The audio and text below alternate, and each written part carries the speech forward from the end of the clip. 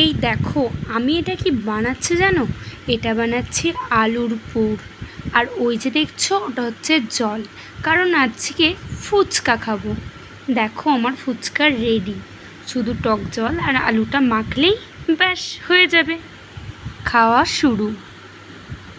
আজকে সকাল সকাল বাড়ি এসে মনে হলো একটু ফুচকা খাই, তাই বেশি দেরি না করে তাড়াতাড়ি চলে গেলাম রান্নাঘরে ফুচকা বানাতে।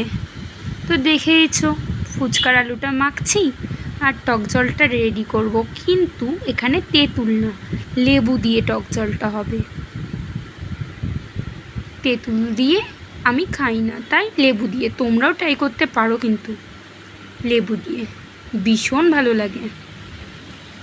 তো মাখামাখি চলছে, দেখে নিশ্চয়ই বুঝতেই পারছো খেতে কতটা সুন্দর হবে। খেতে কিন্তু দারুণ হয়, আমার তো ব্যাপক লাগে। তোমরাও কিন্তু লেবুর জল দিয়ে একবার ট্রাই করে দেখো।